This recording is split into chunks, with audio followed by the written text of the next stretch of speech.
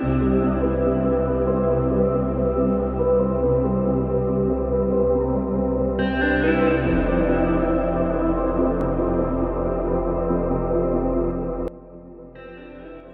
बार एक गांव में एक बहुत बड़ी नदी बहा करती और उस नदी के किनारे पर कुछ लोग झोपड़ियां बना कर रहा करते, जिसमें से कुछ लोग मजदूरी तो कुछ लोग मछली पालन तो कुछ लोग नाव चलाकर अपने परिवार का पेट पालते। एक बार उस गांव के राजा को किसी काम से नदी के उस पार वाले गांव में जाना था।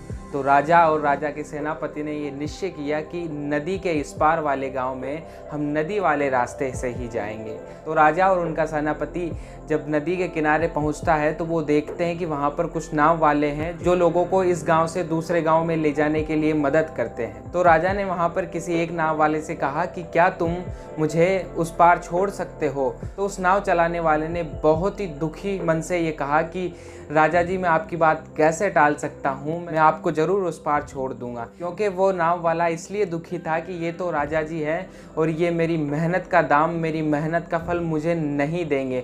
लेकिन वो राजा जी थे तो वो उनकी बात टाल नहीं पाया और उनके सेनापति और राजा को उन्होंने अपनी नाव में बिठा लिया और राजा और उनके सेनापति को दूसरे किनारे पर ले जाने के लिए तैयार हो गया। लेकिन जैसे ही नाव उस किनारे पर पहुंचती है तो वो राजा जी सोचते हैं कि ये नाव वाला बहुत ही गरीब इंसान है, क्यों ना इसे इसकी मेहनत का फल देना चाहिए।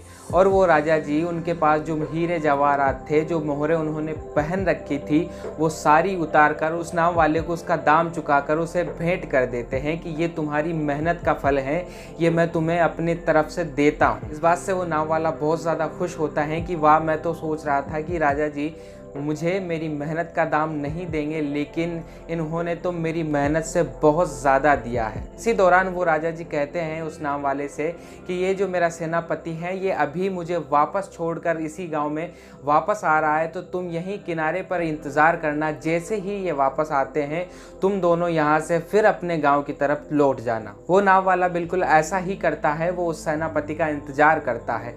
कुछ समय बाद जब वो सेनापति वापस लौटता है तो वो दोनों फिर से अपने गांव की तरफ चलने की तैयारी करते हैं। लेकिन जैसे ही नाव बीच नदी में पहुंचती है तो वो जो सेनापति था वो नाव वाले को धमकी देता है कि तुमने अगर जितनी भी राजा ने जो तुम्हें सारी मोहरें दी हैं, अगर तुम वो मुझे नहीं देते हो तो मैं तुम्हें यहीं मार दूंगा। इस बात से वो नाव वाला बहुत डर जाता है, लेकिन वो कहता है कि तुम्हारे पास तो पहले से ही बहुत ज़्यादा धन है, खजाना है, तुम इतना सा धन पालोगे उससे भी क्या हो जाएगा, ये तो राजा जी ने मेरी मेहनत से खुश होकर मुझे दिया है। लेकिन वो सेनापति नहीं मानता है और उससे ज़बरदस्ती करने लगता है। और इसी दौरान हाथापाई में उस सेनापति का पैर किसी तरह से नाव से फिसल जाता है और वो सेनापति नदी में गिर जाता है। और ये देखकर वो नाव वाला बहुत ही घबरा जाता है, क्योंकि उस सेनापति को तैरना नहीं आता है। वो नाव वाला एक पल के लिए सोचता है कि मैं इसे बचाऊं या नहीं, क्योंकि ये तो मुझे मारने पे तुला था अभी।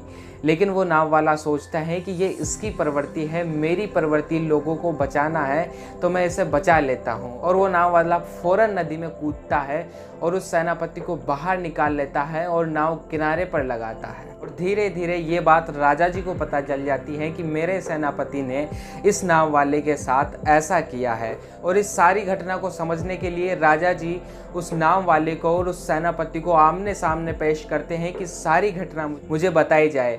तो राजा जब सारी घटना सुनते हैं तो ये सुनते हैं कि ये जो सेनापति है इसने नाव वाले से जो मैंने तोहफे में जो मोहरें दी थी, जो खजाना दिया था, उसे हड़पने की कोशिश की है, इसलिए ये नाव से गिरा, मरते मरते बची है। और इस घटना को सुनकर वो राजा बहुत ज़्यादा दुखी होते हैं कि ये कैसा सेनापति है कि इसके पास पहले से इतना ज़्यादा धन है, ये राज्य का एक सेनापति होते हुए भी इतनी सी मोहरों के लिए इस गरीब नाव वाले की जान ले सकता है, इसे हड़पने की कोशिश करता है। और ये बात सोचकर वो राजा जी निर्णय लेते हैं कि जो सेनापति जो है वो आज से गरीब नाव वाला है, तो गरीब नाव वाला है वो आज से सेनापति है। यानी कि उस सेनापति को सजा सुनाई जाती है कि तुम आज से इस गरीब नाव वाले की तरह नाव चलाओगे, इस पार से लोगों को उस पार लेकर जाओगे, जबकि ये जो नाव वाला है गरीब, ये आज से तुम्हारी जगह है, ये ईमानदार है, ये आज से यहाँ का सेनापति है। तो दोस्तों हमें ये छोटी सी कहानी सिखाती है, दिल से अगर हम अमीर बने रहें तो हो सकता है हम जो है उससे हर रोज़ कुछ बेहतर बनते जाएं। दोस्तों फिलहाल वीडियो में इतना ही। उम्मीद है आपको ये कहानी पसंद आएगी। कमेंट बॉक्स में कमेंट करके ज़रूर बताइए आपको कैसी लगी ये कहानी। धन्यवाद दोस्तों। जय हिंद, वंदे मातरम।